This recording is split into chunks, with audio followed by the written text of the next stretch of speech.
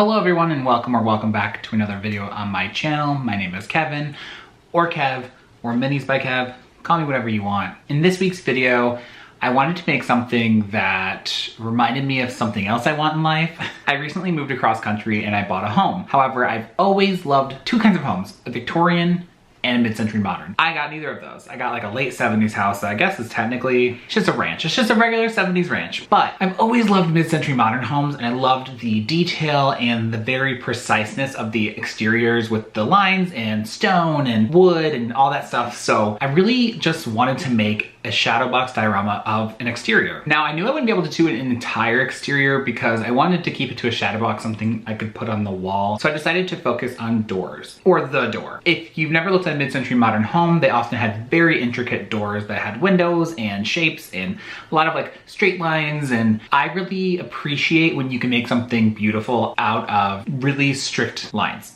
I don't know how to explain it. I just really like when you can take something like squares and circles, like really simple shapes, but then combine them to be something beautiful. And I think that mid-century modern does that. It uses really precise lines and shapes, but manages to make it beautiful. So that's what I wanted to do. I wanted to make a little door, a little exterior shot of a mid-century modern house, because I may not live in one, but I can make one in miniature. So let's go ahead and let's jump to it. Let's jump right in and get started. Also, you can see that the sun is going away, and now this lighting is not great. Thank you, sun. The first thing I wanted to work on for this was to get the siding ready for the exterior of the house. And what I did is I took a cereal box from Trader Joe's and I took one side of it. And then as you can see, I started to slice them into about inch thick strips. I've done this before for siding and it looked good, but I do think that maybe 3/4 of an inch or even half an inch would have looked better, because I think these strips are a little too big. And now that I'm looking at this, maybe they are half inch, maybe I should have gone 1/4 inch. I don't remember the exact number, but I just remember that they should have been smaller than they ended up.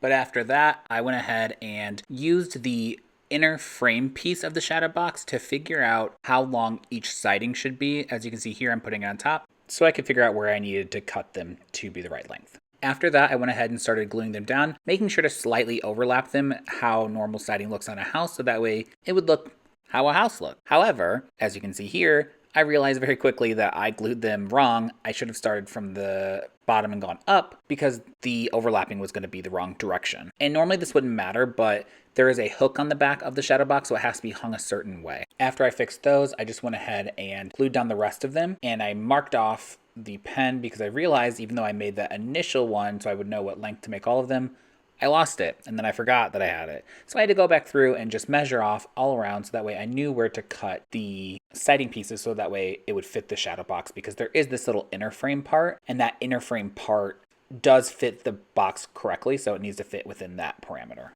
Now it's time to get started on the door. And what I did is I found a door online. I just Googled mid-century modern door. There's a lot that shows up and you just find one that you like. I found this one. What I did is I went into the Cricut design space and I designed this on there. Now this is not sponsored. I already have a Cricut. They didn't send me anything. I just really like it. I thought it would be easier to cut out this really intricate design on there rather than trying to cut it out by hand, because I knew I wanted it to be very, very detailed to a point where I just don't think I could do it by hand. So what I did is I actually glued 2 layers of this design together to make it thicker, so that way it would stand up on the door a little bit more than just a flat piece of paper would.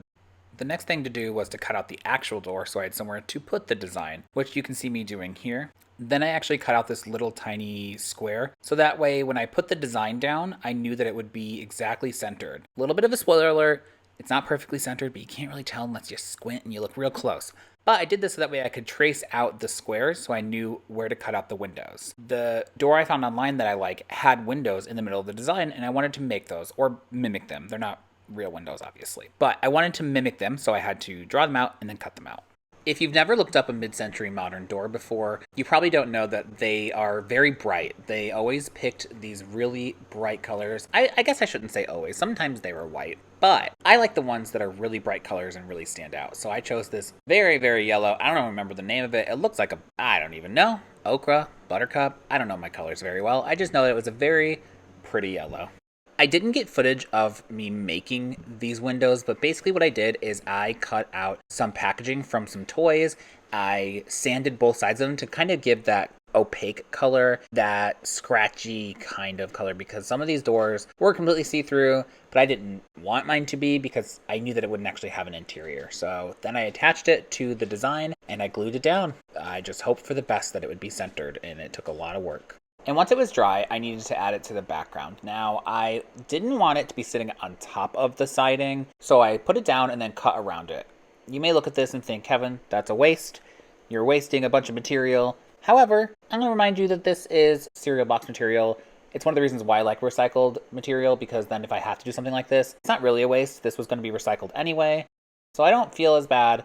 If I was using something like brand new chipboard that I bought off Amazon or at a craft store, I probably would have measured all this out beforehand, so that way I wasn't wasting a bunch of material, because it can get pretty pricey. But for something that was just full of cereal that I ate for breakfast, I wasn't too concerned. For the color of the siding, I'm not sure how accurate this is to the actual mid-century period. However, when I see a lot of mid-century modern homes being renovated recently, I see them choose a nice contrasting color that goes with the trim and the door. And when I saw these two colors together, I knew that this would be perfect, because I kind of want to paint my house this color someday. I really love this blue, and I thought it would pair well with the yellow that I had chosen for the door. I started off by sanding all the cereal box siding so that way the paint had something to adhere to, and I had to do lots of little coats because of the siding. Sometimes if I did too much paint, it would pool underneath some of the siding, which can cause it to lift a little bit or warp. So I had to do a lot of small coats.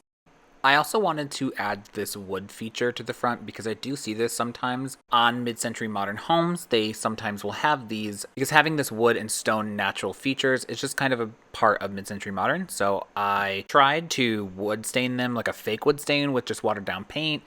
And eventually I just kind of had to add a lot more paint, and I might have just been better with a majority paint, less water. I did too much water to paint ratio. Definitely use more paint. But after I let them dry for about an hour, they had warped a little bit, so I put some weight on it and hoped to kind of counteract that. Didn't work completely. They're a little worked, but you can't really tell unless you look really closely. So I put them on there so I could measure out where to cut them with my easy cutters, so that way they would fit in the project perfectly. I made the wood feature to be a backdrop for the house numbers. The way I made these house numbers is I actually found a mid-century style font that I liked that was free for commercial use, even though I'm only using it for this. Then I had my Cricut cut it out, and I stacked them the same way I stacked the design on the doors. I just glued multiple layers of cardstock together to make it thicker so it stood up a little bit, so it wasn't just flat against the wood. I wanted the numbers to stand out really well against the blue and white and yellow colors, so I picked this metallic silver that I had a Posca pen of. And just, these work perfect for miniatures if you can get the fine-tipped one, especially like this one, but they can sometimes be expensive, so if you're going to get one, try and use a coupon. That's what I do. All the Poscas I have, I always use coupons. Next came the part that I was dreading, which was gluing stuff down. At this point, I had only actually glued down the wood, but now I needed to glue down these numbers, make sure they were straight, or at least as straight as I could get them, just by eyeballing, because I didn't want to pull out a ruler and be, really specific about it. I figured I could trust my gut and just try and do it as best I could. And then came gluing down the door, which was a little bit of a hassle because the door is mat board, which is paper-based, and when you put glue on it, it can warp. And even though I put down heavy weights, it still wanted to pull away. So I ended up having to completely cover it with a book and then put weights on top of that to keep it down. Overall, this entire project is built on the back of a shadow box, and I will say that the entire board did warp a little bit. So you just want to be careful. Make sure you're not using too much glue, which is easier said than done because I'm an over gluer. And make sure that if you are going to use lots of glue like me, that you are always putting down lots of weight and letting things dry before you continue.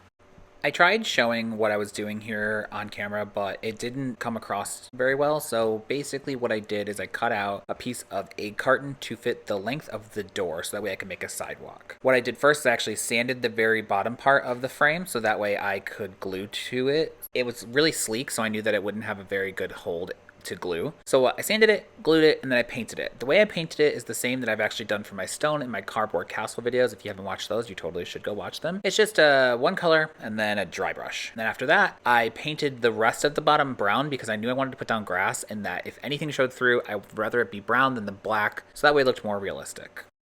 The way I make this grass is I take turf and I mix it with a lot of glue. I do a lot of turf, a lot of glue, and I just kind of stick it down and make it look all kind of lumpy. It's not an even perfectly manicured grass, but I like the way it ends up looking. Some people may think it looks more like a shrub or a bush, but I really like the way it looks. However, when I tried doing this, I realized it was falling off the other side, and it would be easier if I had the frame to kind of work against.